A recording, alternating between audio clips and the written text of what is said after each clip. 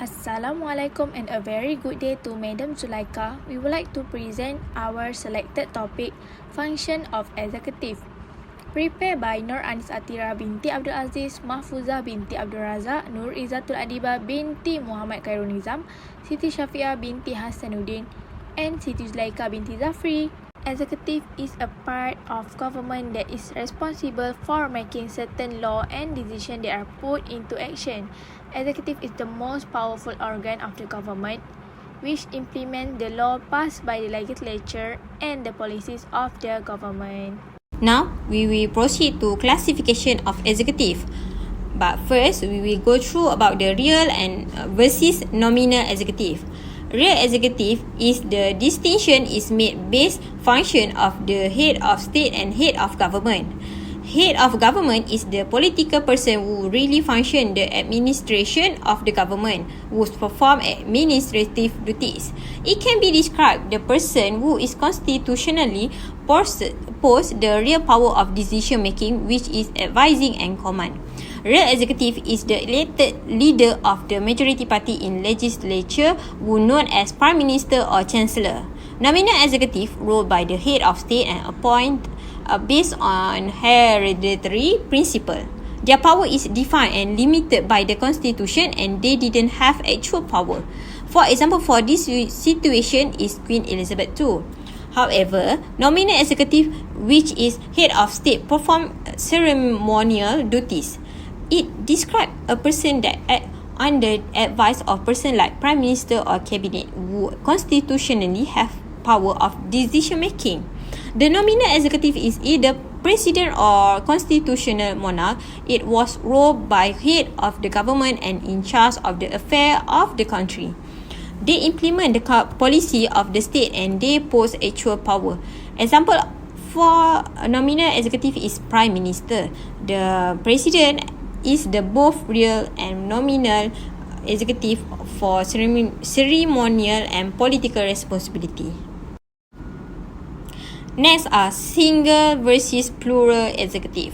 For a single executive, the power is vested in one person and responsibility is not divided. Single executive consists of one person who does not share power with others. The advantage is it can secure unity and easy for decision making, but it has disadvantage, which is the concentration of power. For example, in United States of America, a dictatorship government is the power is lies on one person who possesses both the real and nominal power. Plural or collegial executive mean the power is not lies on one person but by many people.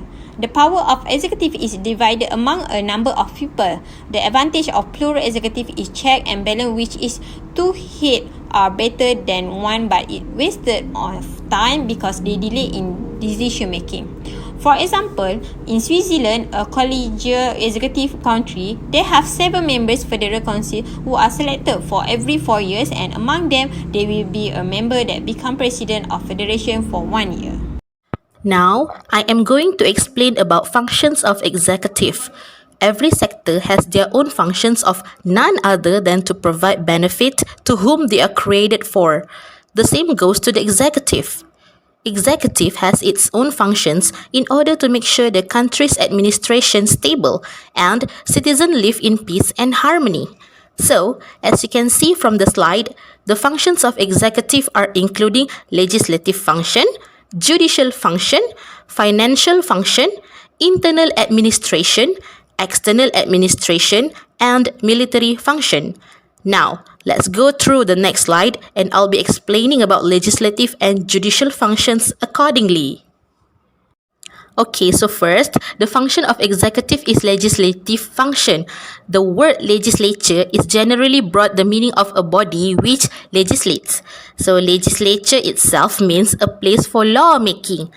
The function of the legislation is controlled by the executive and it depends on the form of the government. So basically, executive has right to call, postpone, or even discontinue any parliament assembly. Besides, executive also has power to call the chamber to discuss any issues that the executive feels supposed to be discussed. So, legislation is a privilege that not supposed to be adjacent to the absolute executive unless Parliament is clearly incompetent to do so. Another function of executive includes judicial function. The judiciary is well known as a system of courts that adjudicates legal disagreements. At the same time, it also interprets, defends, and applies law in legal cases. It's not only that, the judiciary, on the other hand, also a system of court that has the same functions for the state as well. So it can be described as a mechanism or methodology for the resolution disagreements or disputes. By segregation of powers, the judiciary normally does not form any statutory because it's generally known that legislature is responsible in making the statutory law.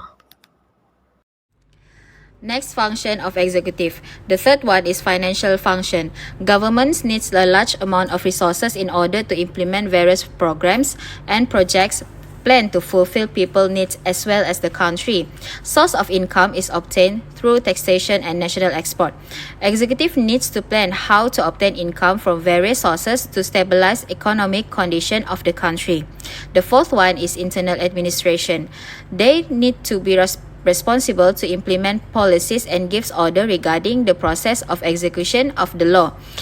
Executive also need to form the best strategies and plan in order to help the country to achieve a peaceful and safe environment. They also need to maximize effectiveness and efficiency in the organization.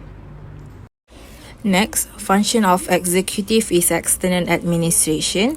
The function is to ensure that its foreign policy able to stimulate good relationship among the neighboring countries. Second, avoid international conflicts that may lead to war and need to respect other countries and their own sovereignty to maintain peace and security. As example, the Ministry of Foreign Affairs bears to mandate and responsibility to conduct Malaysia foreign relation with other countries. Malaysia Wisma Putra is the head of Office for Foreign Affairs of Malaysia. Second, military function. The executive should plan a defense strategy and declare war if needed when there is threat that give impact to the sovereignty and security of the country, and required to ensure that the country is well prepared with a strong and well defense unit and technology. An example of Malaysia military is the Malaysian Armed Force that consists of three branches, namely the Malaysian Army, Royal Malaysian Navy, and Royal Malaysian Air Force. Beside that, function of executive is treaty-making functions. Treaty is one of agreement between two parties relevant in a matter.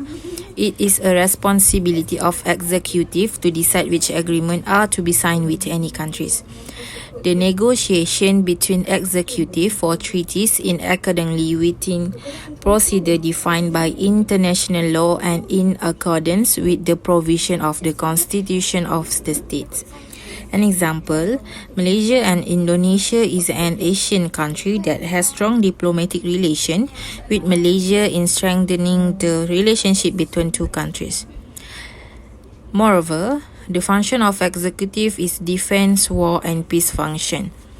To preserve the unity and integrity of the country and protect it in event of external aggression of war, the executive are responsible to organize military for the defense of the state, to prepare the team of defense to facing war. It's compulsory to have this body of defense to avoid country from any power transition from colonizer who want to conquer and control the advantages and security in Malaysia. As a summary, the cabinet headed by the Prime Minister has executive power. The cabinet is appointed and is accountable to that body from among the members of both houses of parliament. The Malaysian Constitution explicitly defines the separations of power and power division. The Malaysian Constitution is built on the foundation of a multi-ethnic community and the continuity of a traditional political system. The goal of constitutional government is to ensure political security and stability. Thank you.